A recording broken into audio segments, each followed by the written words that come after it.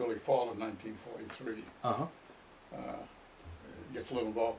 I have a twin brother with this picture up there on the wall up next to me, who is a, and as I indicated in the beginning of the back page of my thing from the Post, there's an indication, if you look to my with Okay. almost at the beginning. Oh, that's just an industry here, I'll get you.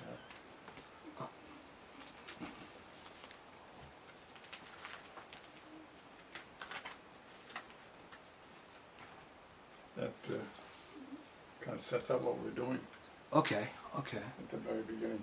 My dad had died in 1940, at the age of 44. My mother at that point was a widow at 40, with just myself and my brother. We were identical twins. We were at that time at 13. We went on to school, and when we graduated from high school in Weymouth, Mass. In 1943, with a bunch of my friends, the pictures of them up there after the war, in the middle. Everybody was joining. Our biggest concern, show you how bright we were, our biggest concern was the war might get over before we get a chance to get into it. Really? Well, that was the general context, you know. In retrospect, I think you need to have example, but I think the end of it. All the different guys in our group who were physically able all went to the service. I don't think any of them were drafted. I think they all enlisted. My brother, let me strike that to start. I had originally planned on going into the Air Force in a program called You Too Can Wear Silver Wings, which is the Air Cadet program. And I had a picture in my bedroom of a fighter pilot from actually from the 8th Air Force in Europe at that time, in England, with the marks under his gun, the goggles down, all that. That's what I wanted to be. I wanted to be a fighter pilot. So this program said you too can wear silver wings, and you could enlist at 17. Now, the rest of the Army and Air Force, the rest of the Army part, you had to wait until you were 18. They didn't take them. Marines took you at 17, the Navy took you at 17, and the Air Force took only pre-cadets, what they call pre-flight cadets. So my brother and I were both going to go in together. And one of our classmates, none of these guys here, but a guy by the name of Tom Dutson, who went into the Marine Corps maybe in February or March of 1943, and came home from boot camp a couple of months later. And my brother got talking to him. Make a long story short, my brother goes into my mother and says, "I want to join the Marine Corps." As I recall, it was just before or just after Taro. It's not important, but my mother's reaction was, "Oh, my dead body, you're going to join the Marine Corps." And he went in on his own and went up to the Marine recruiter in Boston. He tells a story that he, a big place, that empty building of offices where they were processing the draftees, and there was a sign said upstairs, the Marine Corps recruiting. So he got up and walked down. There's a long empty corridor, and sitting at a desk was this non-com, who later turned out to be a gunnery sergeant, reading a paper. And my brother said, "Excuse me, sir, I'd like to see if I join the Marine Corps." And he said, the guy didn't even lift his head, he just said, "What's your draft number?" And my brother said, "I don't have a draft, I'm 17, so I want to join the Corps." And he said, the Marine gunny's eye came and says, "Son, you want to join the Corps? Come with me." And 3.5 hours later, he was on his way home, but get your mother to sign that paper. It took him at least 2 months, night and day. Mom signed the paper, signed the paper, signed the paper. She finally signed it. And I walked him down to Weymouth Landing to catch the bus to go into Boston, to go down to Parris Island. That way he went. I had a little less trouble with it because since I was going to the Air Force, which is kind of a much more amorphous type thing. So they were taught about the planes being shot down in Europe, but she knew I wasn't going to get there that fast. She thought he was going to end up in a rifle company somewhere in the beaches. So I went in, and mine was a little more involved because I had to take tests. It was Commonwealth Armory outside of Boston, Commonwealth Avenue building there, where the Air Force recruiting place was.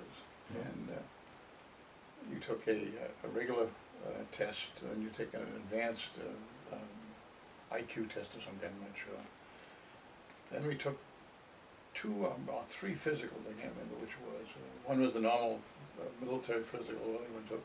Next was called a flight physical. And then there was another one that went on because they had, at that point they were already getting ready for this high altitude bombing routine. Make a long story short, I ended up eating bananas to make sure I made the weight. Got it enlisted, put my hand up on, and we joined in November 9th, 1943. And went on from there, and then I can just start my story there if you want. Right. Went down to Wheeler Field in Biloxi, Mississippi, where we took, they called it pre-flight. It was a boot camp, training camp for brand new guys. And I remember there was a short captain, maybe 5, 6, or 7, with a very pronounced New York accent. And if I'm familiar in Army bases, there's all the wooden barracks, and then there's usually like a hall that acts as a meeting room and everything else, a little stage and all the rest. And we were all called in there, but we probably had about 100 guys in the group I was with. And the motto of the cadet program, "You too can wear silver wings." And this captain got up and said, "Gentlemen, you too can wear silver wings." We went, "Ah." He said, "But not pilot, navigator, or bombardier." But you can fly. Based on the test you get, you'll either be what's called a radio operator, or an ordnance or armor gunner, or a mechanic gunner, or the last one was what's called a career gunner. You have no other MOS, which is a military occupation specialty. You're just a gunner, aerial gunner. I'll make a long story short, I ended up going into getting shipped out to Scottsfield in Illinois. Went through the radio school. As I recall, this was one of the old original Air Force bases. This had the brick buildings and all that, much more already there, so to speak, rather than a lot of these wooden ones that camps you go to that were just thrown up the last 5 years, and they're still around now, some of them. And there were sections, I don't know, the A section was where the people who administrated ran the base were. I think it was the B section, excuse me. No. No, I'll just have to get that. She's gonna let me tell if it's not ringing again. I'm gonna put this door a little closer.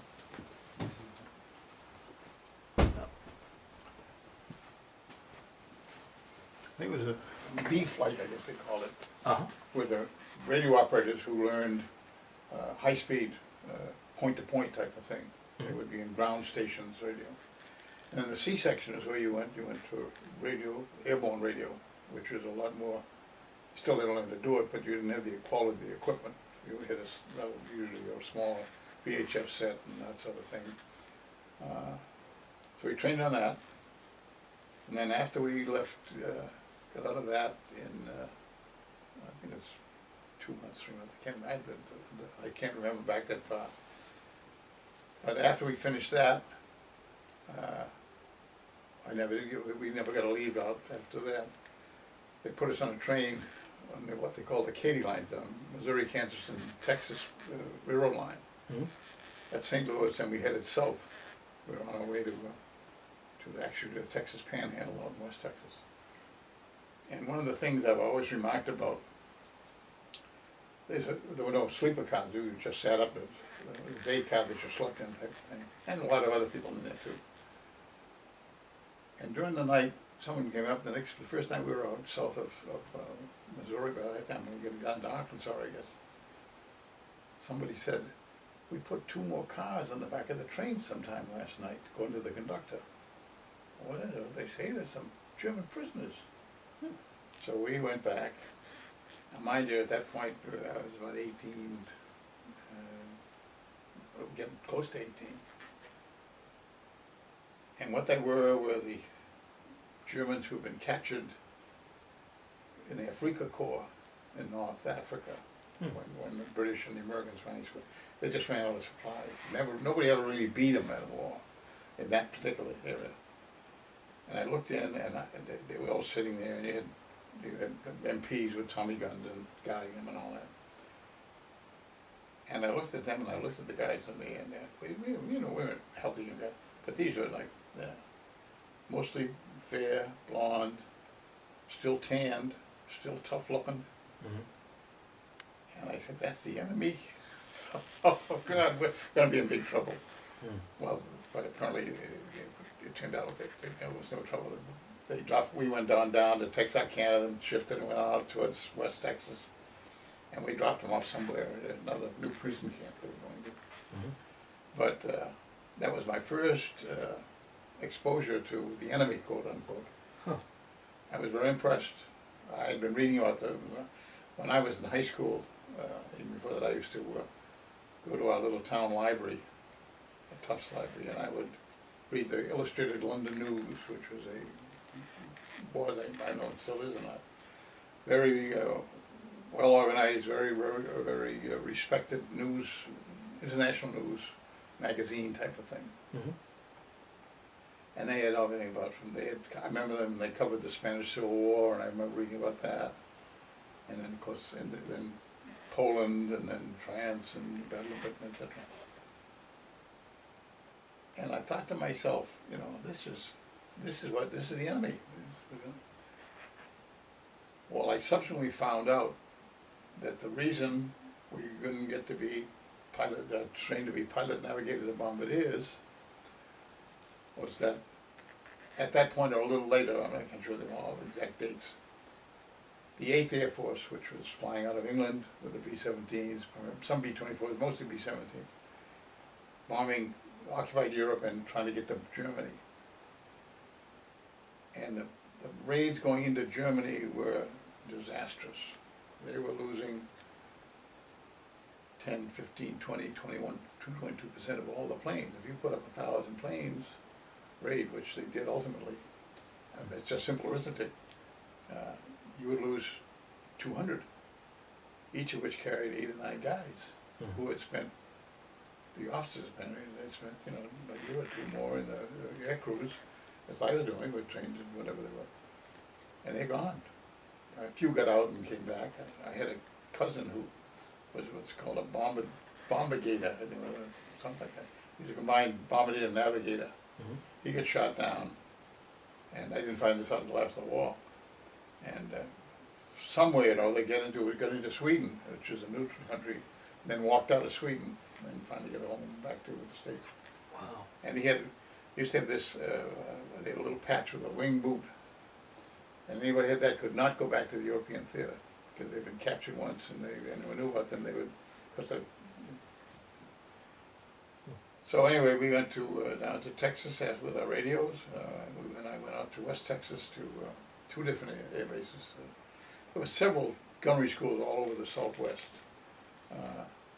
There are others for the Air Force anyway, in other parts of the country, West Coast, Central, places like Scott Field. But most of the flight training was done in the warmer temperatures, because then you're pretty sure of having flyable days 12 months out of the year. And of course that's been needed to train people, pilots and everyone else. And I remember we went to gunnery school first, because I'll explain why.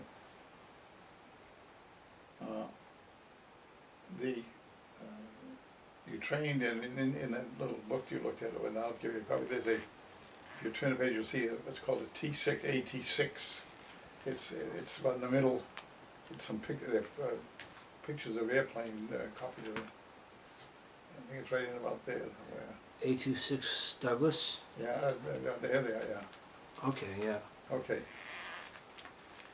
I had books about these planes, so I made copies of those, because those are the 3 planes I was involved with primarily. There were a lot of others, but the ones I mostly was in. The 86 they used as a air-to-air gunnery training in gunnery school. You train on actually dummy guns, and then you work your way up to it. And they would have a D ring, which is a ring that goes around with a jagged top, and you can move a gun on it. And they put a .30 caliber on that. And when you went up, after you got through ground training, you would then take off in groups with a pilot. And you would do air-to-air training. They would either drag a target by you or whatever, usually a target drone, and you'd fly and try to hit him with the .30 caliber. And once you passed that, you then got into the, if you weren't going to be a career gunner, you've probably seen pictures of, particularly B-17s, that shows guys in an open space with the whole flight suit on, and they got a .50 caliber machine gun, and they're firing out to the side. Mm-hmm. Those are career gunners. Okay. And those are in B-17s, B-24s, which are not pressurized. You wear the suit because you're up high and you're going to freeze to death if you don't. One of the problems that, in going back, and I jump around in my mind in this, one thing that I've always noticed that other guys did too, in fact I mentioned fellows at the Post, and a good friend of mine who was an aerial gunner with the Air Force, but out at that time in the 5th Air Force on New Guinea and that area. And I said to him, Bob, do you remember when you walk out to the high stand and you go out in groups, whichever training section, how far advanced you were in the training? And these AT-6s, which are aluminum, and would sit out on the hot stands all day long in the hot sun. And if you weren't the first group up, even if you were, but if you weren't the first group out, and you went, they'd take off, fly and come back, take off, fly and go back. You put your hand on the thing, you burn your hand, because it was just like a hot iron. So when you would go out to fly in practice, you had to wear some kind of gloves just to get aboard the plane. And then you would perspire, you wore a flight suit, and you had a parachute harness on that you'd sit on, type of thing. And you'd push the hatch open because you had the 30 millimeter on the aft part of it. And you wait to take off and roam, and you take off and climb up to 2,000 or 3,000 feet, and it would be like 25 degrees. And here you are, soaking, sopping wet, and all of a sudden, you're freezing. And the thing that always amazed, and I said this, I remember saying this about Violette, the guy I was talking about. I said, Bob, why didn't we get pneumonia? They should have had the whole base should have been shut down. He said, I never ran into guys, some guys had a cold and all, but nobody, I said, I can never figure it. You go up there, you fly away, you do your gunnery run or whatever, you practice, you come back down, as soon as you get back down, you start sweating again, of course, because it was hot. And that's the way your life went. Well, you went through gunnery training, then following the regular gunnery training, and here you then learn finally to fire. I don't know if you've seen pictures of in a turret with twin machine guns, 50 calibers, that you sit, and it's a round section. It's not something like this, and the turret goes with you, and the guns go on each side, one on each side, and the ammo comes up, and that's what you fire. So after you learn to fire the single throw, you then go and practice until you learn how to fire the multiple ones, which we did. But then after that, which gave us a clue where we were going, they then sent us to another airfield where it was Bendix and Westinghouse, I think, not sure, who had developed a remote control gun operation in which you had a pod like a turret, but it wasn't, nobody sat in it, it was just a pod. Now if you open the, let me show what you mean here. All right. Here's a B-29, now this is a B-50, but they're not. You see these here? These are machine gun pods. Twin 50s, that's a tail gunner has a 20 millimeter with twin 50s beside it. And this is the only gun they left on the 509th group, that's why we wonder what they were doing. But then you sit in here, if you're the upper rear gunner, you're in a thing with a firing mechanism, but you don't touch the guns. The guns are remote, they're out beyond you in a separate group. All automated and all that. And we learned to use them. And the point that makes important is because I indicated, I think, there are only 3 planes in the United States Air Force at the end of the World War, the US Army Air Force, who had remote control pods and guns. The B-29, Mhm. the P-61 Night Fighter, and the A-26, which is the Douglas Invader that had come out, 42, 43, somewhere around there. But they had some problems with it, so they didn't get to develop it as quickly as some of the other attack bombers. But this plane, as you'll see, also has remote control guns. The gunner sits back here and fires either these here or the ones up on top. And the pilot can do that too, if you can fire the ones forward. But that was the last thing we got. And we were all a little upset. Because almost religiously, I made corporal out of radio school. Mhm. And we just automatically assumed we were going to make at least buck sergeant out of gunnery school. We didn't.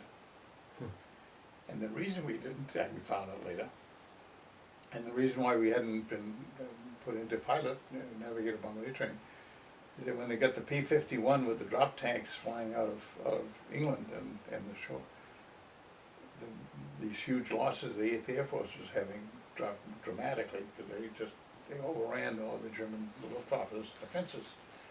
And the losses that they were forecasting in their air crews dropped. So all of a sudden they didn't need the level of reinforcements they had, the reserves or whatever you want to call them. At least that's what they told us. Mhm. So finished up with the gunnery training, as I say, 2 bases there, and then went to it was then, I think at that time called Carswell, no, it's called Tarrant County Airport. It's Fort Worth County. It's their county airport. Mhm. And the company that was making the B-24 bomber had also been in the running to make the very heavy high altitude bomber. The B-29, which is what we had, was a development from the B-17. Mhm. The B-24 was a high-wing bomber with twin tails, and the B-32 that Consolidated built was actually a better plane. We found out later, but that. And they were making them right at the bay, and they would tow more around the active strip in the back end. And that's where we went to ops training, and you actually started flying in the B-29. Mhm. And I won't belabor this. I have a bad habit of talking too much most of the time. It's all right. But It's all right. we were on B-29s, and then in the fall of '44, which is what this was about that time, all of a sudden the group of guys I was with had come on from gunnery training and remote control gunnery were restricted to the upper bay of the barracks we were in, these old wooden barracks, except we could go to mess hall and go to PX. They took us down to the supply, they took away all of our OD uniforms, overcoats, blouses, the whole nine. Gave us extra chinos, mosquito netting, because we were all going to go to the CBI, the China Burma India Theater. Mhm. At that point, I think it was about that, maybe the timing gets a little crazy. The B-29, which is another thing, Hap Arnold, who was I got a letter in there from him, thanked me for my service. He was the commanding general of the Army Air Forces. Mhm. He had promised FDR, now he didn't tell me this, but we found out it was the actual story. He had promised FDR that the Air Force would have a long-range, very high-altitude bombardment aircraft to bomb the homeland of Japan. Because, as you probably read, the Japanese were not going to get away with anything. They paid, and I'll talk about that later. The problem was that Boeing, in getting the high-altitude plane, it was very fine. It was the only pressure plane. You didn't have to wear an oxygen mask. You didn't have to wear a warm suit because it was all closed. And they had a little trolley, almost like one of these, like a guy under your car has when a mechanic is under your car. You put one of those on a track, and it ran from the forward pressurized cabin of the B-29 with the air radio and the engineer and the pilot were. Well, then you got after the bomb bay was where there was the rest of the gunners and crew, and you just wore chinos. You didn't have to wear a flight suit or anything else. Mhm.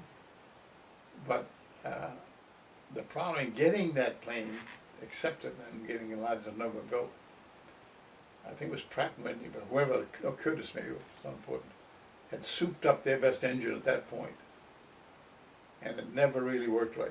It worked quite apparently because they flew a lot of, but the B-29, to the best of my knowledge, had the highest abort rate. In other words, they had to take off on a mission, they couldn't make the mission because something happened to their engine. There's all reason they were aborting, crew design, whatever, bad weather. But the B-29 had kind of a reputation of having more engine trouble than other ones. Huh. So when we were down in Tarrant County, I think it later became Carswell Air Force Base, but that's neither here nor there. We would see situations where I don't know if you're familiar with the expression, when you're in an officer, when a pilot's training with he shoots called touch and goes. He sets down, rolls, and takes right off again, and goes around, does it again and again. Mhm. But when a B-29 would shoot a touch and go, and they would up again, and I can remember from the ground and also flying behind them, where you would take off, or you would land and go around, and you'd be 20 miles east or west or wherever you're of the field, still trying to get up to 2,000 feet, because it was laboring to get up there. So it was a very effective plane. It did the job. But most of the guys, I'm generalizing. A good many of us were concerned, not really bad, but is this thing going to fly all right now? Which then brought us ultimately.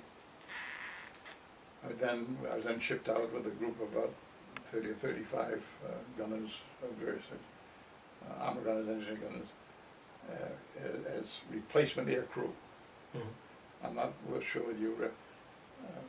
Most Air Force, Navy and Marine Air Force, any flying force, tries to train their multi-crew ships as a team. And they try to write the video, you all come together during your ops training and you learn to fly in a B-29 or B-17 or whatever it is. Mhm. And then you go overseas that way. And quite apparently the crew becomes very experienced if they don't get shot down or damaged otherwise. But there's always the problem of what do you do with the guy who gets an appendicitis or gets sick or has cat fever. You have to have some kind of air crew replacement, a reserve, Okay. so that you aren't assigned to an individual ship. You may go to fly in an individual B-29 once, and that's it, you go back. Or you might be in there for a week or two and make as many missions as they do. Mhm. And that was what this whole group we were in at that point in time. Now, at that point, I haven't time, I'm jumping around here, we had thought we were going to the CBI. The CBI in China is where they originally based the first B-29s. And they flew against, very few of them, when they went against the home island, they flew against Taiwan, and then at that time, the Philippine Island, other places where they get other Japanese installations. Mhm. And had a lot of problems because they'd never had enough supplies. You had to fly a C-47 or C-46 transport plane with fuel about 5 times to get enough fuel there to let one plane make a read, because they flew like crazy. And they weren't happy, and LeMay, Marshall was not happy at all with the results that they were having. I mean, it didn't look good. They put up a 50 plane raid and only 20 of them would get there, or they wouldn't hit the target, that sort of thing. So, and this part I'm not sure about, but either because they'd already planned this, or this was a fallback position. I think it's probably, they'd already planned it. They then, in the summer or early fall, as I recall, of 44, they took the Mariana Islands, Guam, Tinian, and Saipan. The Marines. And the major purpose was to acquire air bases close enough for the B-29 to fly and bomb Japan, home islands. And they did, as I indicated in the other. There were, I believe, 5 major B-29 air bases, on 5 major air bases on the 3 islands, Guam, Tinian, and Saipan. I know about Tinian because I was there. Tinian, the north field was the B-29, that little map that shows Tinian. There it is right there. The north field is where the B-29s are going from, and also where the 509th was practicing at that time. And then the west field is where the 7th Air Force, the B-29s are the 20th Air Force. The 7th Air Force, I understand, I'm not sure about this, but it was originally was the Hawaiian Air Defense Force that had been upgraded and shipped out to the Western Pacific, and they fought it all the different islands all the way around, and they flew the B-25, B-24s, P-38s, whatever they happened to have, A-20 bombers. But no one ever heard about them, because the B-29s were the thing. And it was a little aggravating, but then you go with, you go where they tell you to go and you stay there. But at that point, LeMay, the commanding general of the 20th, was not happy with the results that they were getting, because the plane's designed to fly and bomb at 30,000 feet. Unfortunately, or fortunately, there's a very active jet stream apparently over the home islands of Japan at various times of the year. If you're bombing from 30,000 feet and you've got a wind 5,000 feet below you that's blowing like hell that you don't even know about, or you know, but how do you judge it? And you bomb, you end up just dropping the bomb and hope that it hits something. And he didn't want that. He wanted a specific program to punish the Japanese. Not because he wanted to punish them necessarily, but he wanted to burn out Japan's ability to wage war. And you had to do it because they had thousands of home industries, because we'd already bombed many of their factories and all. So at that point, late February, early March, I can't remember, 44 of them, he had several of the groups between us. He had 500 or 600, 1,000 of them in these 5 airfields all around the Marianas. Had them take out all the guns except the tail gun again. But they took the guns out. But then it wasn't because they were B-29s to fly the atom bomb, we didn't even know about it. It was to load them up with frags and incendiaries. And fly in at 5,000 feet and start burning, which is what exactly they did.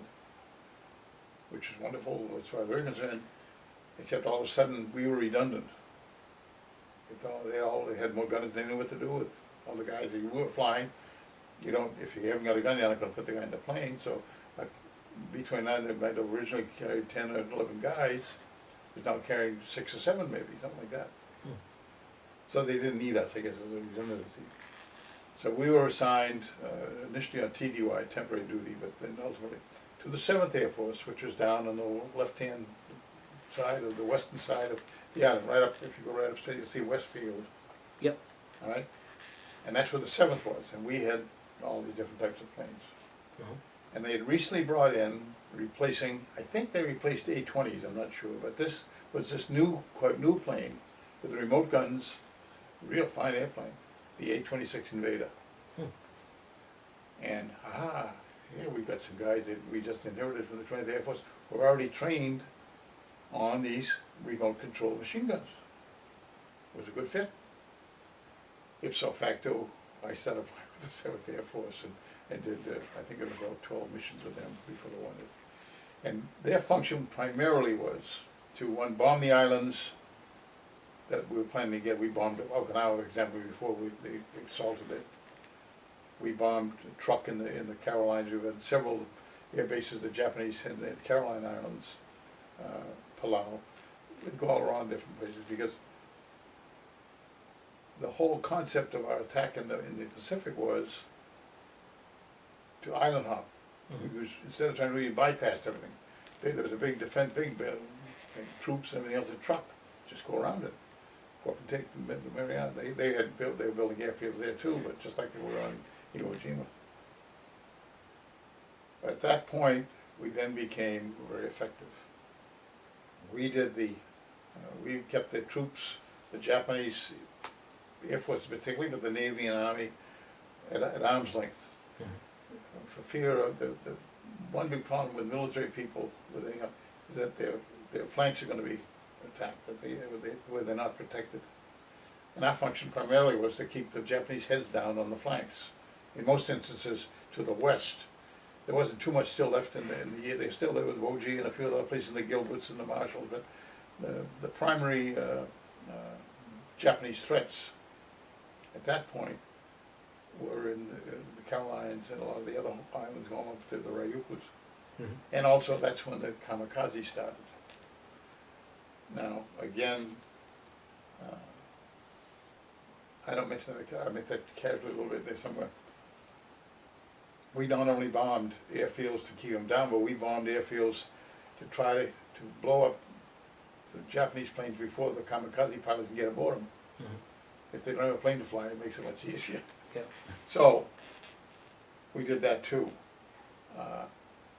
And it's a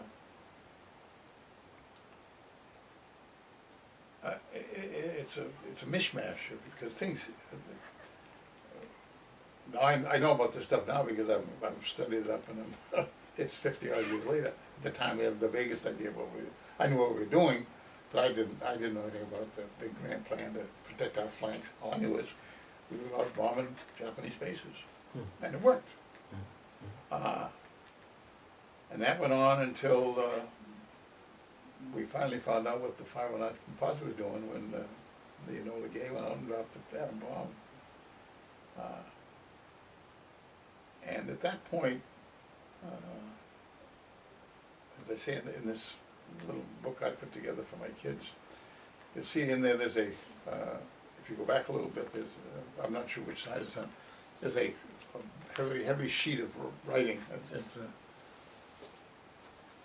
It's the invasion plan. Oh yeah, towards the There end it is, there, right yeah. there. This, I wouldn't try to read this now. You can if you want to make a copy. If you want a copy, I can make it when I do the others. But it makes the point of the preparation for attacking the home island, because the whole purpose of this, before we even knew about the atom bomb, was to attack and overcome the home islands. And the plan was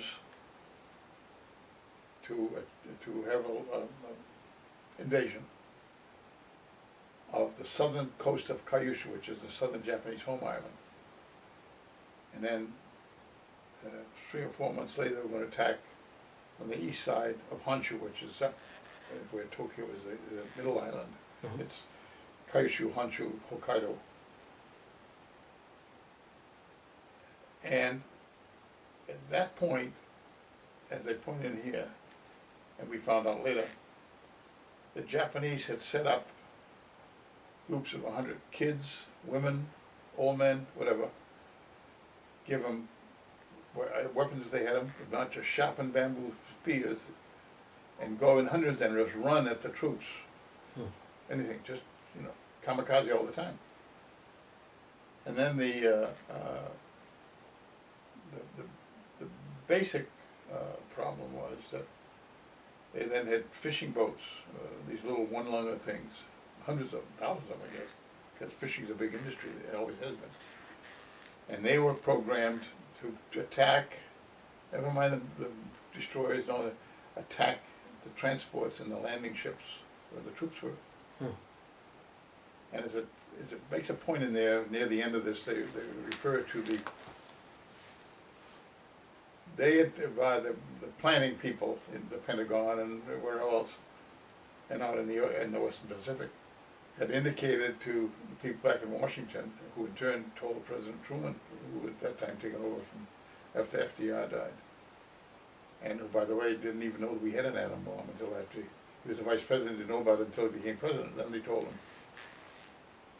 At that point, they said, for several different reasons. One,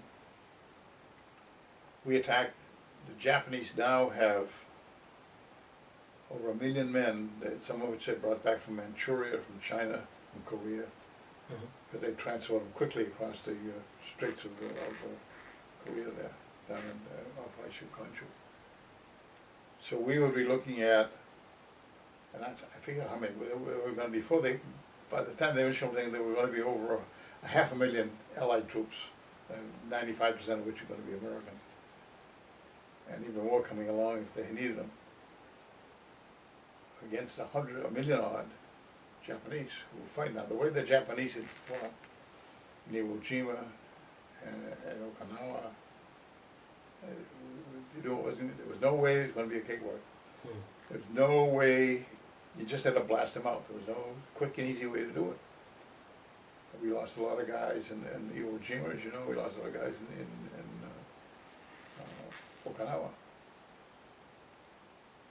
All kinds of forts, not just forts, but caves and whatnot.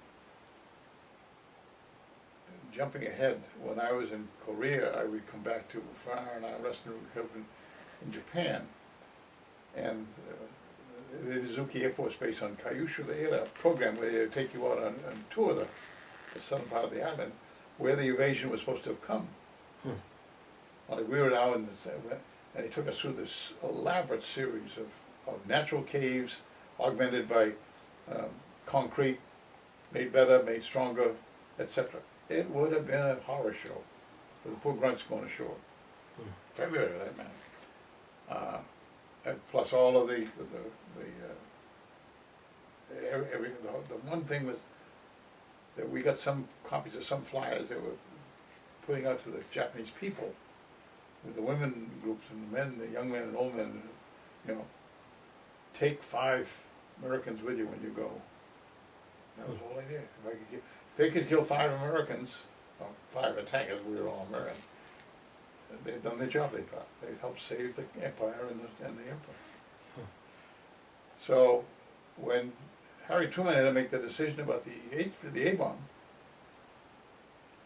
he finally came down and said, yes. He said, how would I ever explain to the American people that I had a weapon that I could use that might very possibly stop the war or significantly slow it down, and didn't do it, and went ahead with the invasion that resulted 300 to 500,000 Americans were killed. And this was, you know, this is real-time stuff. So, as you probably would expect, guys my age and fellows that were out there, we have no compunction on it. Thank God they dropped the A-bomb. It was a lot of celebrating. I can imagine, yeah. But, so that was the end of that. The war was over. It took us off flight status. Now the fact that I had the radio background, there's another group, and you'll see it in my resume later, of my history thing, called the Army AACS, the Army Airways Communications System. It was headquartered in Virginia, I think. It was a separate command. They ran their own shops now, and they provided radio, DF, direction finding. We didn't have much radar in those days. Repeater stations, etc. That we pass a signal on over mountain to mountain type of thing. All of the communications for the Army Air Forces and for the Army, but mostly for the Air Forces. Ran all the control towers, all the we had ground radios, the point-to-point radios. And right after this Japanese surrender, the United States had put into effect what they call it, homeward bound or something like that. Now, you've got to go back based on a point system. You get points for how long you'd been in that theater, whether you've been wounded, etc., etc. All of them legitimate reasons. You know, well, this guy should go ahead of this guy, type of thing. Had you been wounded, or? No, I never got a scratch. As I pointed in there, I was very lucky. Came close a few times, but, and that's, I digress here, but That's kind of like riding on an airplane or on a submarine. For anybody, you've got to say to yourself when you get on an airplane, I'm here, no place I'm going to go. If this goes down, I go down. If it makes it, I make it. And I have no say over it. I have no say at all. I'm sitting there. I have no more control over it than I have over flying wings if I had them. Same in the top in a submarine. The commander and they decide where you're going to go. Most of the guys don't never see the enemy. The captain's the one with the periscope and all. And there's a lot of analogies you can make that way, but the only way, at least from my point of view, and a lot of the guys I knew, that you can put up with that threat to you is best just accepting it. I think General Patton, he's nobody remembers the real Patton because George C. Scott did such a great job with him, but he gets up in that movie, I remember he gets up with the front of the huge flag with the pistols and the hat and the whole 9 helmet, and says in essence that part of it, one, your job is to kill the other poor SOB before he kills you. And then he said something, what the hell, there was another one he made that I've never forgotten. Something to the effect that, well, I'm going to, it'll come to me. The point is that if you're in that situation, you can be scared to death, and you probably usually are, most of the guys are. If you're not scared, you're you're not human, okay, let's put it that way. Yeah, yeah. But when you get in the airplane, like if the B-29s, it was anywhere from a 9 to 10 to 12 hour round trip, depending how far up the whole islands we were going from the Marianas, which meant you took off, and once you're up in the air, there's nothing for you to do. It's sheer boredom.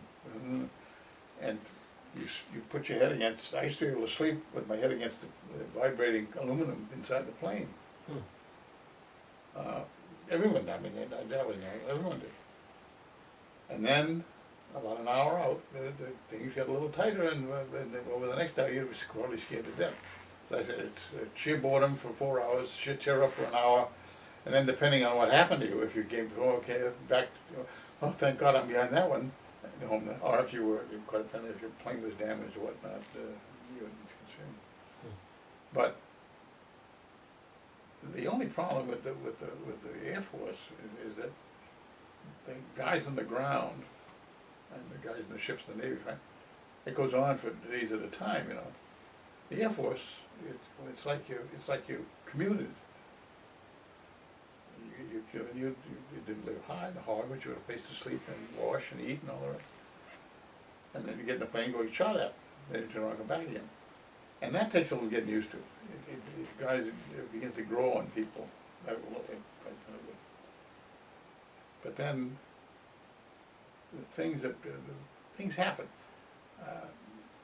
I know a lot of American people said to themselves, why do we have to take Iwo Jima?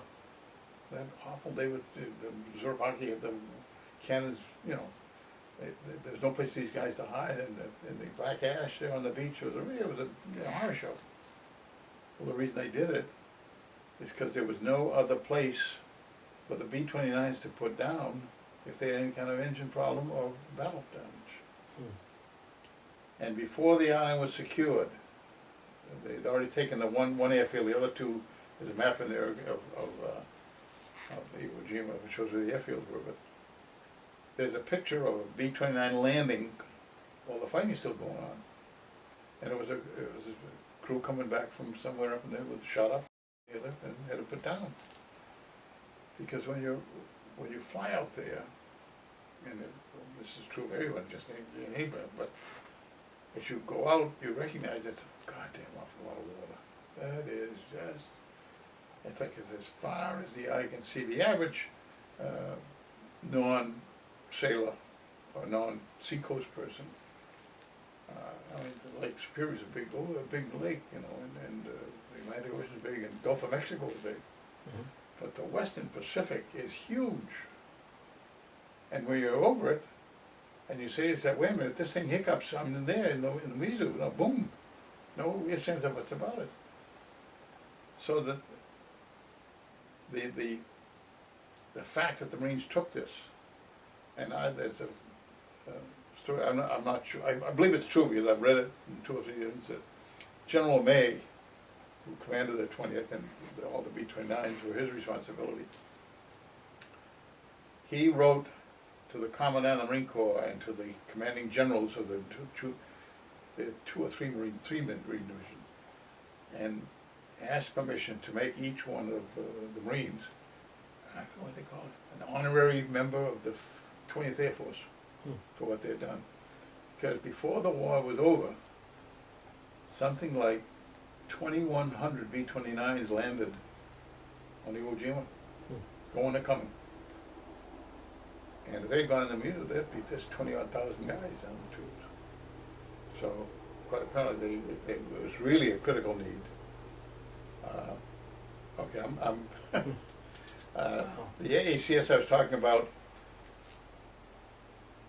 the Americans have a very bad habit of, when the war's over, everyone goes home. With the civil, soldier patriot type of thing, or the citizen soldier. And that's exactly what happened at the end of World War II.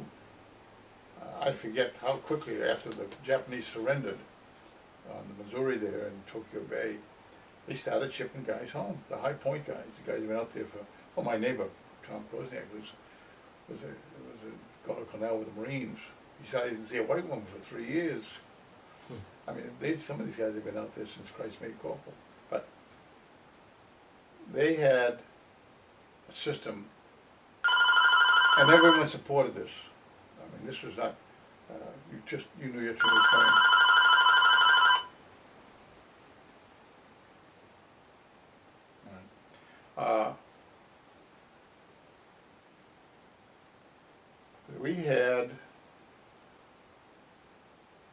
They flew back, I don't know how many thousands of guys in the first month on Tinian. This was the same. There were 2 airfields on Tinian, I think 1 on Saipan and 2 more in Guam. So 5 big huge airfields. This is where the 1,000 plane raids would be stationed. And they just started flying people home. Transport planes, bombers, anything, go, you're going east, go. And they ship these guys up. And this huge military machine, Army, Navy, Air Force, Coast Guard, Marines, etc., just went imploded. Everyone liked the idea. Hey, great, let's go. I'm going home. I'm going home sooner than I thought I would. The guys who originally were scheduled to attack Kyushu were going home saying, "Thank God, I'm going to make it. I was planning on getting killed," But the problem, so as I personally was concerned, they set up, if you have an airfield, flying planes, you've got to have 24-hour day radio contact between the control tower and or the flight control area to the plane. You've also got to have radio contact between other ones as to who's coming, where's going, that type of thing. You've got to have direction finding. We didn't have radar to an extent, so when you were looking to line up, you had direction finding. It's very simple. You send out a word crosses. That's where you've now found the direction that you need. So the Air Forces, Army Air Forces in the Marianas and in the Philippines and everywhere else, all of a sudden were losing all the guys that knew what they were doing there. So they put together some teams, and I was in one of them, and we would go from island group to island group. I was in various places in the Marianas, in the Gilberts and the Marshalls, up to Okinawa. And our sole function was to go in and fill in so that they had enough people to run the operation 24/7. And they would ship guys in fresh out of radio school or wherever from the States. And then we would teach them man on man, and then as soon as they got to the point where they could do most of it, we put them on the new night shifts and give us a chance to sleep a regular night. Unfortunately, the brass that was setting us up realized that. Oh, you must be in pretty good shape now, and off we'd go to another place. So I was I was due back a little before, though I was supposed to be out there in August, I got home in August, I was supposed to be coming home, I think, in June. Mhm. And I've got they give you a shipping order. And by the time it got to me, from the wing and then the group headquarters and my squad, I'd already missed it. But the message just didn't get there in time. Finally got back to Hawaii, and I thought I'd get squared away. And I remember we were at Hickam, and these flight line buses, I don't know if you've seen them. During the World's Fairs, they have these trailers with a roof and seats on them, and people sit and get hauled around to show the fair and all. Mhm. They also have they use them for flight lines too. They haul crews out. Otherwise, they just put them in a truck. But if you've got 500 B-29s out there or 200 of them, that's 2,000 guys or better. You can't go and do them putting 5 guys per truck. So they have what's called flight line trucks, trailers. And there's one at Hickam. And we get loaded aboard, and we're going to go, baby. We go out the gate, and what are we going out the gate for? This is the airfield, or maybe we're going to John Rogers, the Navy field, did a lot of activity. Okay, fine. We go out and we go up into what's called the Kapapa Tunnel area, near where Wheeler Field is in Hawaii, Oahu. And we go to an old, decayed Hawaiian National Guard camp with a very minimal, there's no window, just screens, and a very, very cheap roof. And a bunch of Japanese POWs were running the kitchen and the mess hall.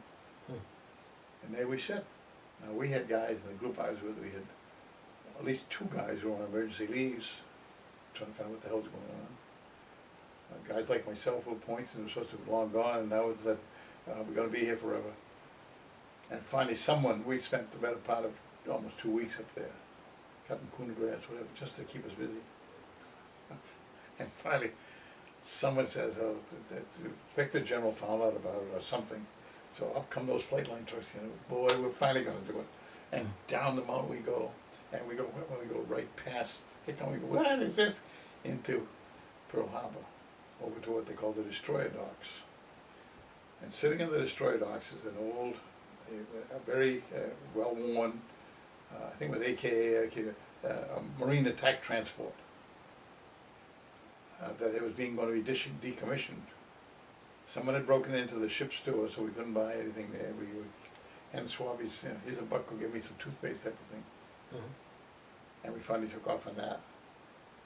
And 8 days to San Francisco. It should be 5. We made it in 8.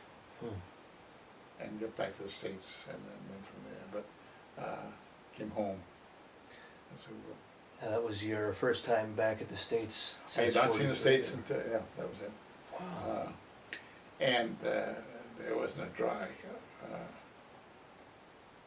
I remember we were throwing the bedding over, because there was nothing, so we were throwing beds away, not beds, but mattresses and whatnot.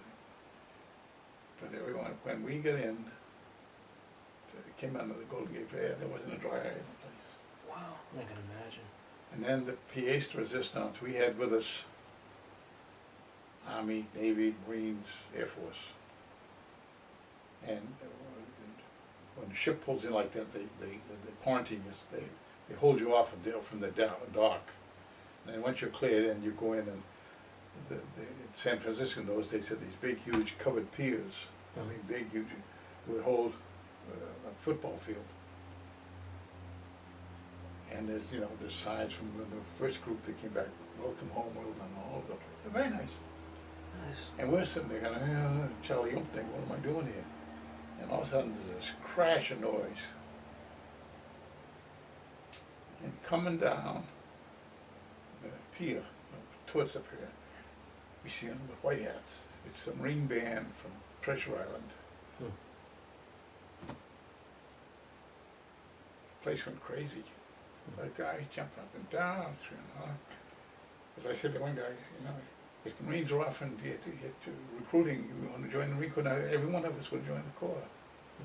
It was very, they played the Marine and go on, and then they play the Navy and the Army and all the Air Force.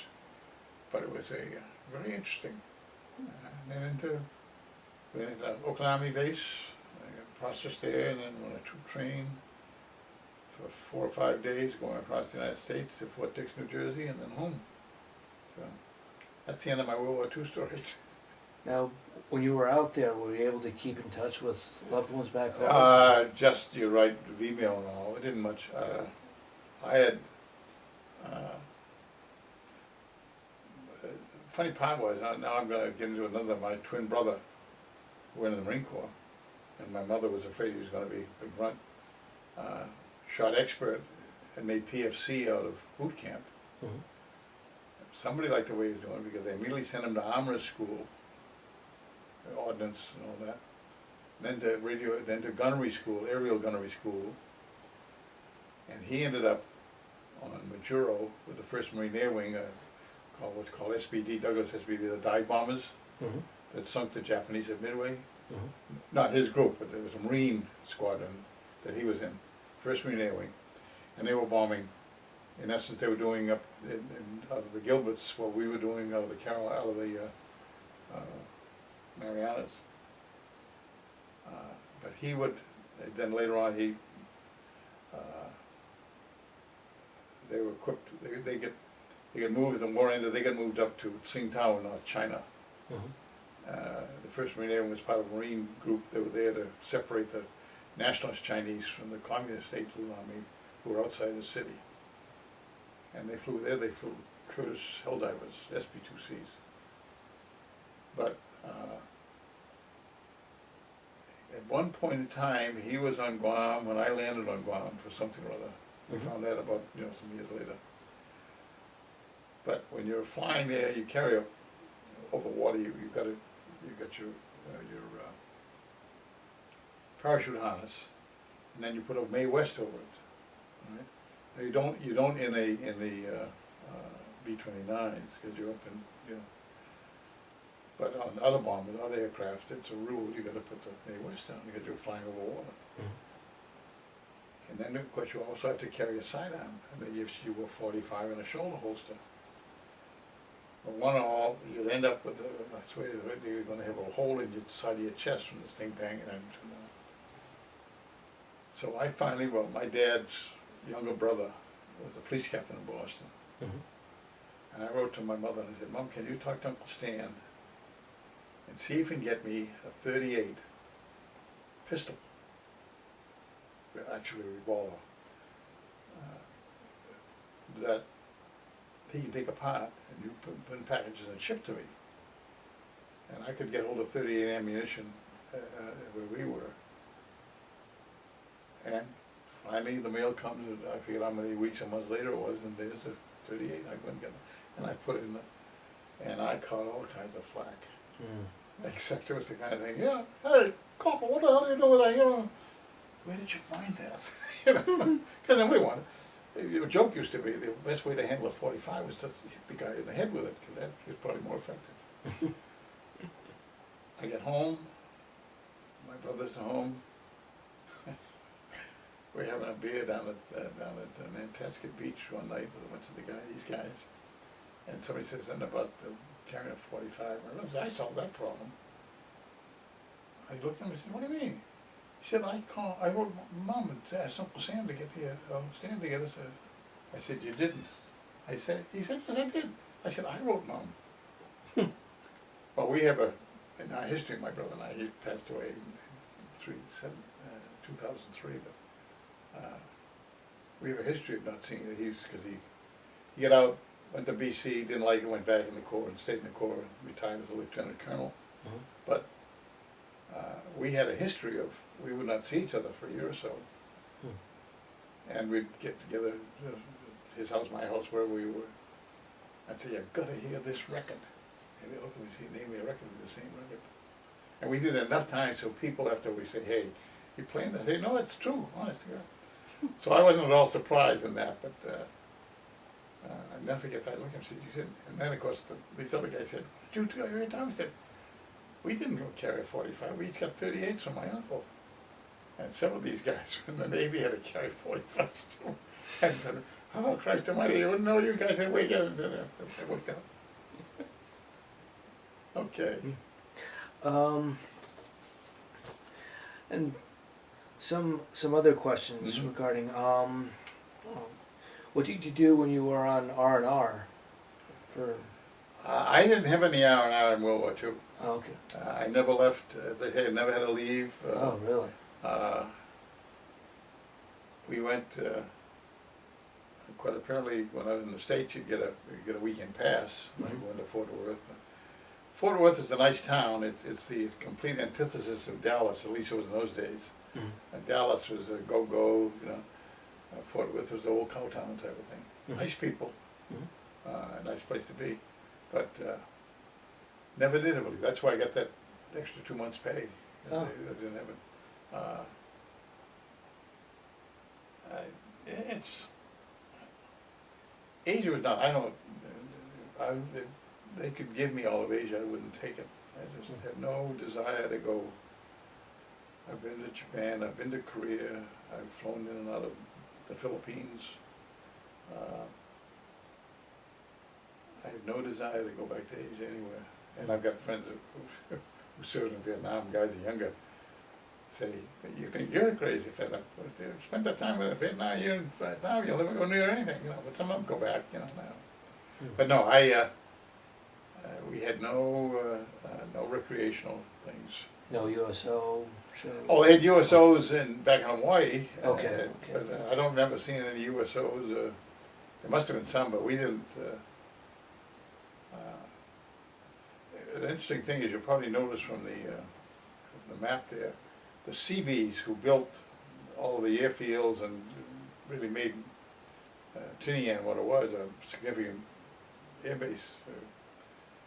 Must have all been a New York group, because if you'll see the names, the whole island is nothing but Fifth Avenue, West 42nd Street, come down to the Bronx, here's Soho, etc. If you can make out some of the words,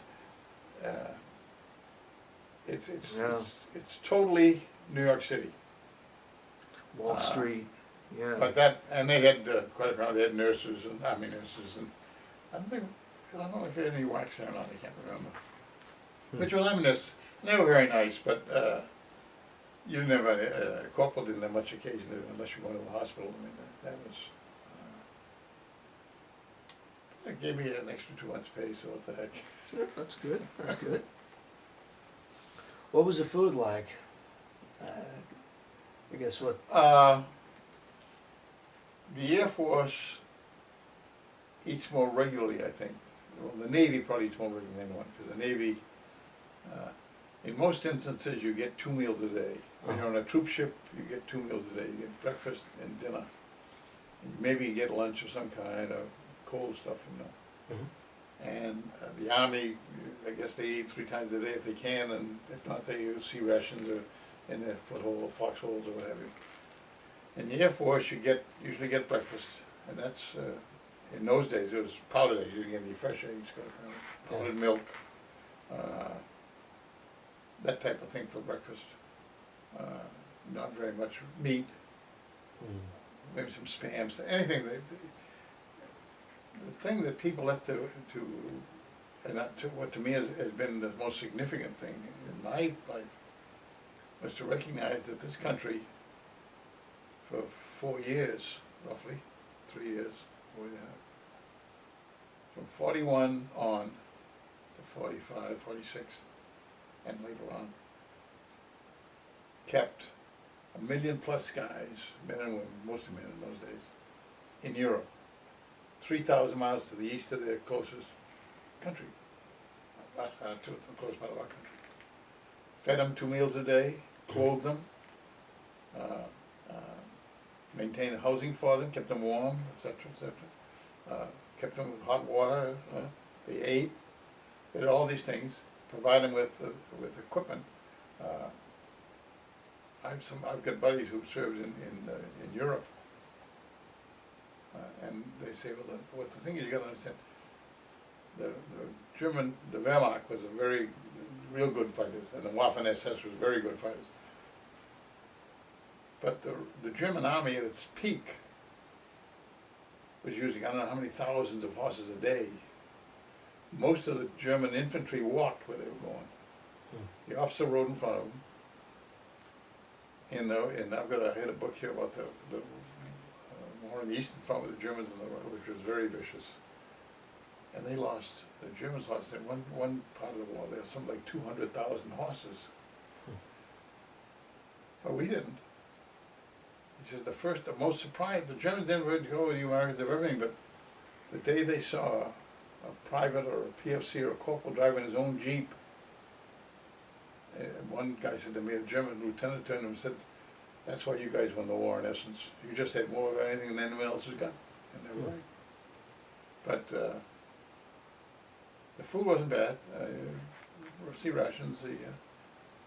It's not too much, but again, you got to credit the source.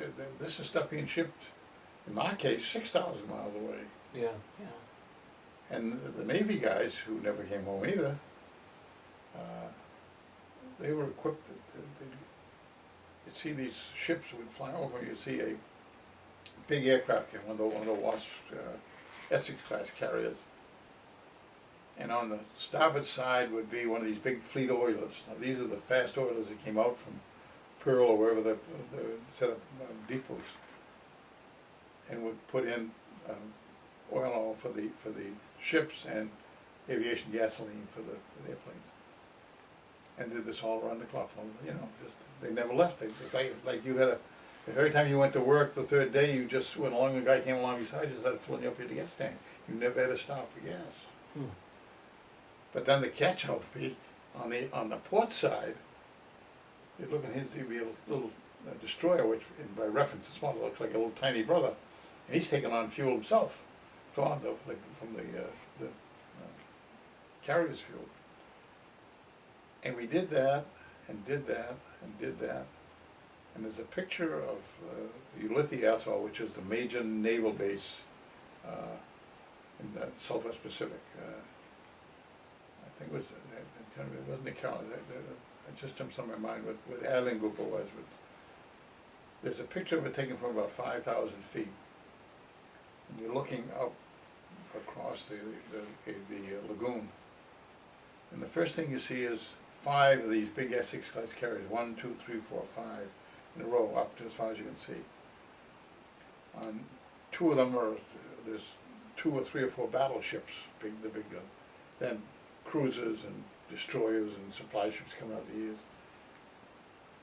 All in a big huge lagoon 6,000 miles from the United States. They're all eating, they're all drinking, they're all going places, they aren't running out of fuel, and the United States just kept sending it. And as a lot of people have said, taking nothing away from the Russians and what they did, but we had an airplane called the Bel Air Cobra. It had a 37 millimeter through the spinner hub. We didn't like it. We wanted a high altitude. That's when they were trying to develop the P-51 for fighter cover. And this was just a little. The Russians took and used it as a tank buster. It was wonderful. We gave them something like 3,000 of them. We gave them something like 10,000 Studebaker trucks, etc., etc. I don't know whether we could do it today or not, but it was a humongous effort. Country to be proud of. I'm getting. I'm talking too much. Do you want to take a short break? No, I'm just. You could. I know you'd probably like to get home before. Well, I just to quickly describe.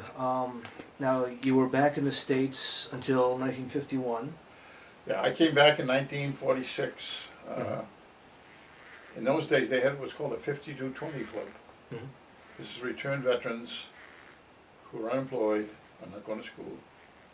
And you went up once a week to a VA office, or it wasn't a VA then, I forget who it was, but important. Signed your name, they gave you $20 in cash. And this group here, we had enough guys there so that there wasn't a day in the week that somebody didn't have 20 bucks. Now, at that time, this was the end of the summer of '46, We used to go down, you're probably not familiar with Massachusetts, the south shore of Boston has a beach, big beach in a state park area called Nantasket Beach. Mhm. And on the waterfront side is a big bathhouses and a hotel and walkways and all that stuff. Then across the street is the entrance to a big place called Paragon Park. Mhm. And the beaches, not officially, but each section of the South Shore of Boston, Quincy, Weymouth, Braintree, Hingham, Situate, Cohasset, etc., is where the kids, mostly high school kids, would congregate in the summer. And we'd go there wherever we lived. Mhm. And you'd go down in the morning, somebody'd have a car, and you'd get a little thirsty, you'd go across the street to one of these, and you get a dime of beer. That's probably, dime was a little. And then for a quarter more, you get a shot of bar whiskey, and we'd have a Boilermaker. Mhm. And the charm of it was that the water at Nantasket Beach at Boston Harbor, the extent of it, is so cold, you're thinking it's the North Atlantic. If you got too a little zippy, you just ran in the water like that, you were cold sober again. But we had some good times. Mhm. We'd go out on dates in the evening and go to clubs with that music and dancing and all that. But then everyone wanted to get into school. My brother, as I said, had gotten into BC because he went a few months before we did.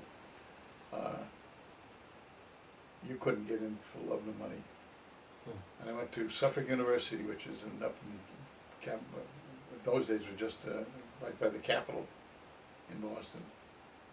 And they had a January 1947 class starting pre-law. Mhm. And you went that spring semester, and you went during the summer. And then in September you could start your sophomore year. So I signed up for it. Mhm. And I ended up, and I went on from there. In those days, you didn't have to have a bachelor's degree, associate degree, would get you made you eligible for law school. Mhm. So I went into law school in 46, it was 48.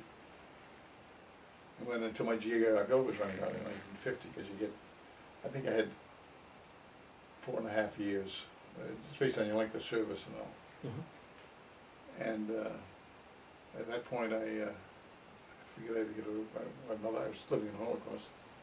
My brother had gone back in the Corps, and I had a buddy who had been injured in the tank accident down somewhere down in Fort Knox, I guess it was, and had gone up to the University of Maine in Orono, Mhm. and had just graduated. We were still jumping around. And I remember I said, "Joe, what are you doing?" He said, "I'm working for Liberty Mutual. I'm a claims adjuster." I said, "What's that?" Yeah. He said, "It's a great deal. You're on your own, get an expense account, either you get a company car or a car allowance." Mhm. So when the time came for me to get a job, I thought, "Hey, I'll try this." So I put up together a resume, about 14 companies I took out of the phone book in Boston, Mhm. and sent them off on a Wednesday or Thursday, no problem. Went home, came home from where I was that Saturday afternoon, and my mother said, "George, the guy called you, a guy by the name of James Lightbaum." Who's that? He said he's the acting claim manager for the Employers Mutuals of Warsaw in Boston. I said, "Oh, I guess I remember saying it to them, because they're in the phone book." Mhm. "He wants you to come in Monday." I said, "Okay, fine." So I make it so I went in Monday, met the resident vice president, met this guy, met everyone else. And he said, "We'll let you know about this by Wednesday." Went home, and I guess it was, by the time I got home Monday, there was 2 or 3 pieces of mail from 2 or 3 other companies. One was saying, "Sorry, we can't do it now." 2 saying, "Come in and talk to us." Mhm. And then Wednesday came along, and I went in, they called Wednesday morning and said, "Yeah, we wanted to work," blah, blah. So I grabbed it. And before I get down to the 14, I sent 11 came back saying, "Come on and talk to us." Hmm. Which, as I've said to my wife and kids, I think there must have been some message there, they want to be in the insurance business.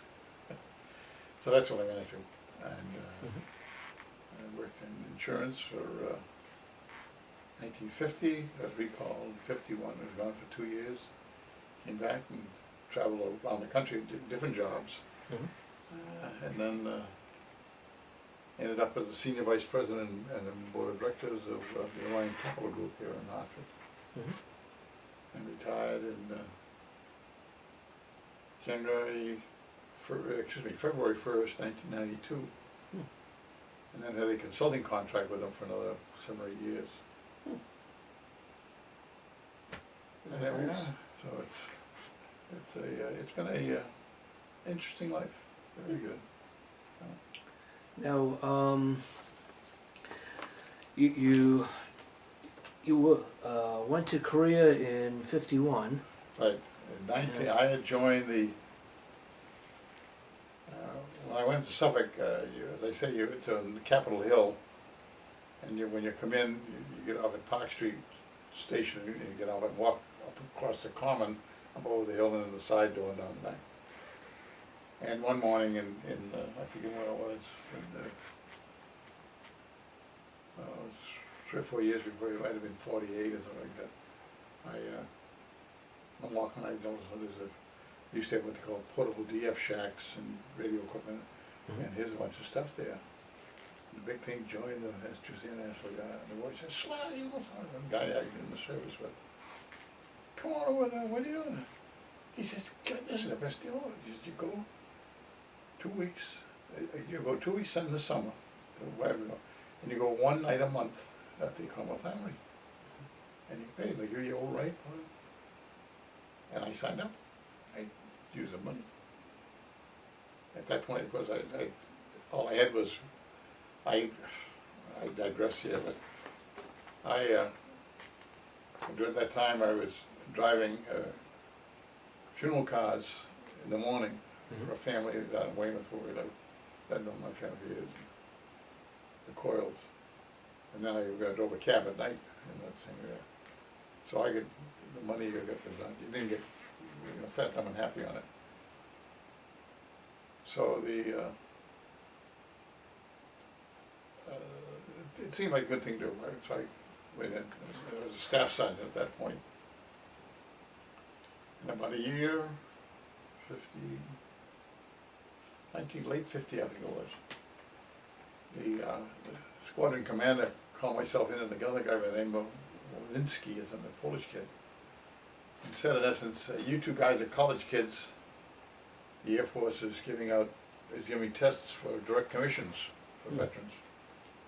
Here's the place, get down and do it, and you better pass it."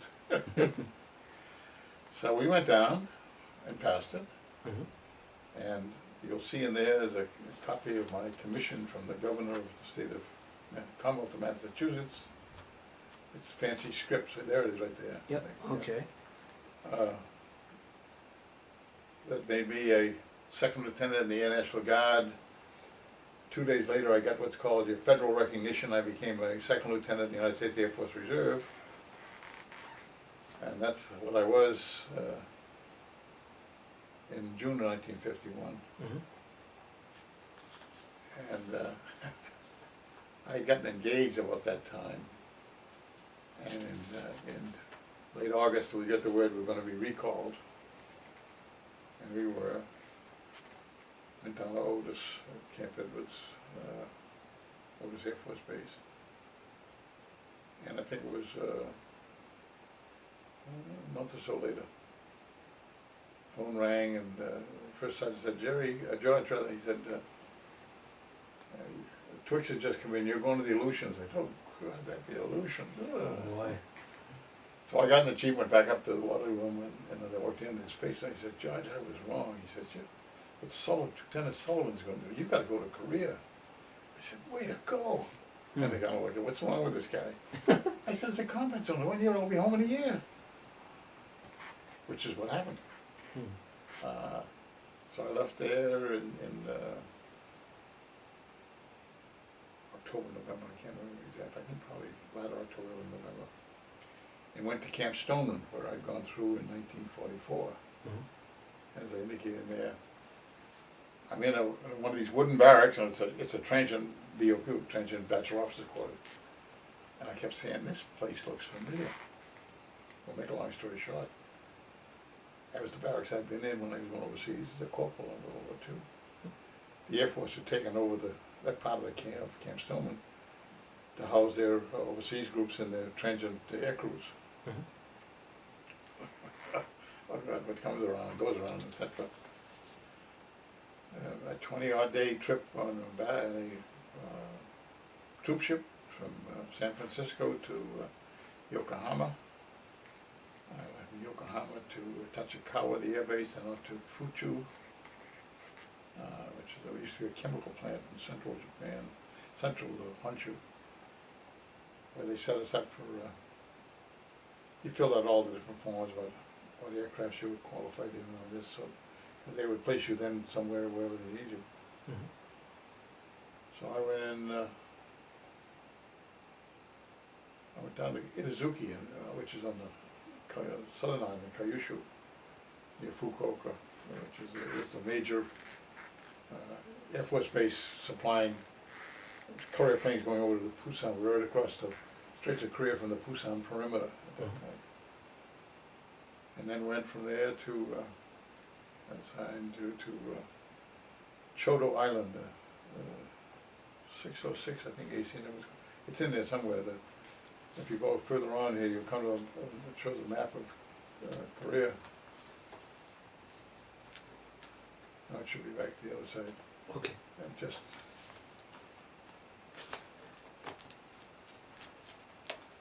Okay, there we go. yeah. Chodo's that little island, you see it. Ah, yes.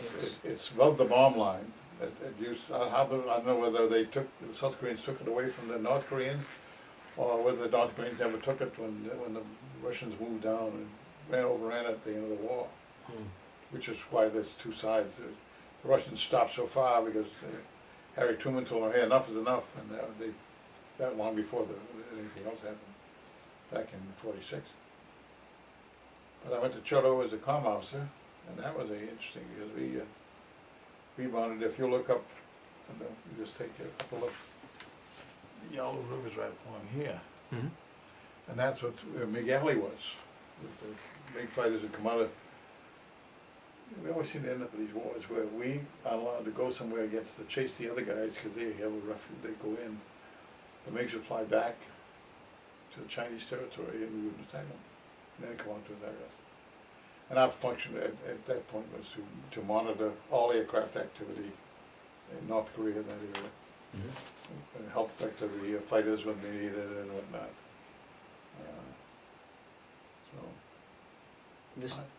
By then you were working with jet planes, right? Oh, we had all jets then, yeah. And we we still had a lot of reciprocating. We had P-51s.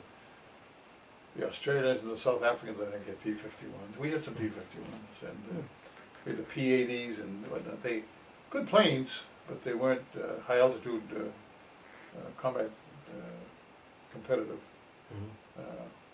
which the F-86 was, which we brought in. But then, in the let's track it over. 1950, late 52, early 53. No, it had to be early 53. I was put on TDY, temporary duty, assigned to the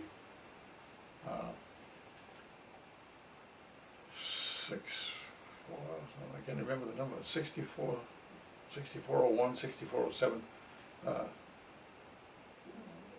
the Tactical Control Squadron of the Air Force. And what the Tactical Control do is the primary function is provide tactical as opposed to strategic air support all along the line. Either bombing direct or planes dropping napalm or anything else you need.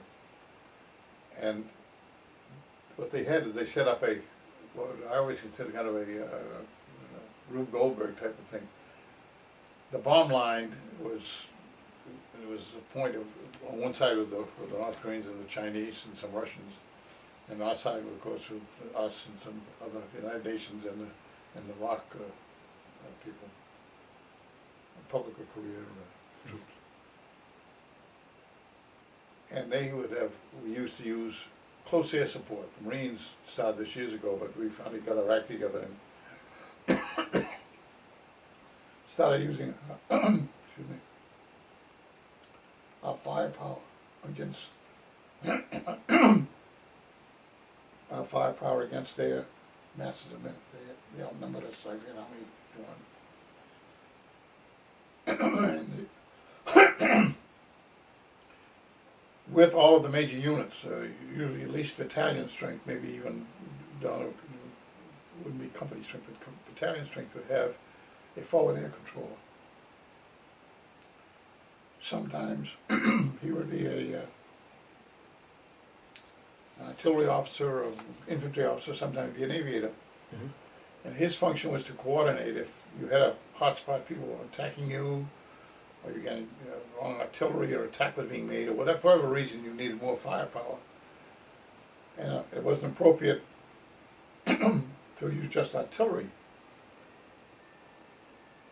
The forward controller would call up to, again I go back to the AT-6, because flying in the backseat of that AT-6 where I used to in gunnery would be a forward air controller.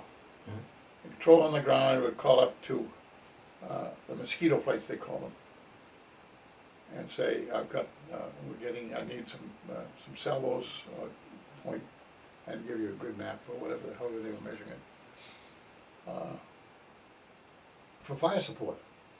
And you could call in, if you're close to shore, you call in the Missouri or whatever battleship was there, or you call in the Navy Air Force if they would do it, or your own people.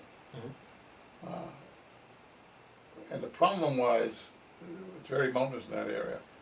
The AT-6 we find quite low because all the guys down the ground usually had just HF radios. So they would have to be down reasonably close to get the decent conversation going.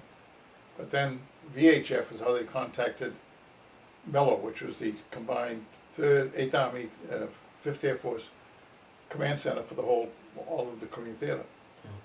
And this is where you would get permission. Somebody would then assign you, okay, I've got a flight of P4, P-80s, armed with pay or APOM, is that going to do it? Yeah, okay, we're sending them in. Before, they couldn't get that message back to the controller in the plane because he was down too low. So, good old Uncle Sam took up one of these old Goonenberg C-47s, loaded it up with VHF equipment, and telescope and orbit around the bomb line. The guy on the ground would call up the controller on the mosquito would call us, we'd call, because we were high enough to reach Mello. Mello would give us the answer, we'd call back and write down, like a long distance operator or controller. And that's what we did. I did it for, well, it was 4 months. And as a result I got my officer aircrew wings to go along with my gunner's wing, but it worked. And we always kid about the American ingenuity and all, but it worked. And I would bet you there's another service in the face of the earth that would have gone that way. Somebody would have said, no, that's not your job. It's my job. No. But that worked. So I spent about 4 months there, and then came back, went back to Chodo, as comm officer again, back to the island. And then at the end of my year, right away, I got on a courier plane, got back to Tachikawa and outside Tokyo, and then on a chartered civilian charter flights with Suda, Sai, and everything else, and flew back to the States. Flew from Tachikawa to Wake Island, I think it was, Wake Island, I think. In the middle of the night, we just knew we landed. Because in those days, even, while we had jets, we also had a lot of DC-6s, C-54s, that sort of thing. And then next we landed at what was actually John Rogers, but it had become, the Navy had turned it over to the state of Hawaii, the city of Honolulu. It became Honolulu International Airport. So this is, late in the season, you got to get the top coats on and all that. And we arrived in Hawaii, in Honolulu, and we taxi up, and here's all the Pan Am straddle cruisers and all the people, the lows, and they getting their legs, and oh, it's so wonderful. And we were over the other side, and we talked about, I said, well, who invited these guys to the party type of thing? And we went in there to let us get cleaned up on the USO on the second floor of this. And that was before they got real fancy. You had a wire fence, and the planes were here, and you were here, and when you went through the gate and went on your. So we could see all these people, and we went into this restaurant down on this first floor, and there were several couples, kids and everything else, people on vacation tours. And I don't know what there was one couple get up with two couples and maybe 4 kids, and walked out. And we all said, and then to this day we don't know, maybe they just happened to get on their plane. But we took it kind of personally, like, what's wrong with us, We were a little ripe from being on the plane for all that time. And we were a little, and all of a sudden one guy,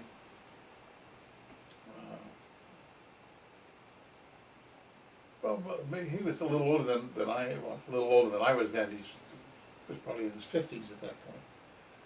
And I think probably, I'm not sure, but he came over and said, you guys just back from Korea? We said, yes, sir. He said, let me buy you a drink. We said, sit down, let us buy you a drink, which we did. And Tempest Fuji, we then got back on the plane and flew into the Naval Air Station south of San Francisco. The name just escaped me. It was unimportant. Got on a bus and went to San Francisco, called my fiance. Said, I'll be leaving here in a day or so as soon as I can make, I've had already had tickets, but I didn't know whether I'd get a flight. And ultimately flew home. And then spent the holiday back at home. And then we went out to Detroit area, where the Central Air Defense Command, and these were people, they ran, I don't know if you remember the phrases, that's when we were concerned about the Russians coming over the pole with bombs or whatnot. Rockets weren't that big a deal in those days, but bombers coming over. Excuse me. And we had, at that point, we had the DEW line, which is the distant early warning, and those were a ring of a line of AC&W stations all across the northern part of the United States. And then once this became more critical, we then got the distant early warning. Actually, the first one was the Pine Tree line. That was the one along the United States. Then the DEW line was distant early warning. Those were one right up in the Arctic, northern part of Canada and that sort of thing. But we were in the Pine Tree line, and I was the comm officer of the detachment there in Port Austin, Michigan. If you're familiar, you familiar with Michigan at all? I've never been there myself. Detroit's here. This is the Lower Peninsula. This is, you come up here into Lake Erie, then you go up here, and Saginaw's down here, and you're going up to the northern part of it. Okay. We were right here on the tip, what they call the thumb. All right. And, Okay. Yeah. I spent from then. This was spring of '53 until I think it was around May when they finally June when they finally told me going home, and I went down to Selfridge. Got released, didn't get discharged. I got released because I was still in the Air Force Reserve, and came home. And that was the end of the story. Very nice. So, as I indicated in a note I wrote to my kids later on, I said, 2 wars, and didn't get a scratch, very light. Some hairy moments, but nothing, no real, any more than anyone else. Took it home and good on, and here I am. Very good. Very, very long time ago. But, it's a, you should have got me started. Of course, that's your job is to get me started, and you did. No, I think I'd be glad to answer any questions, but I think I pretty well covered it. I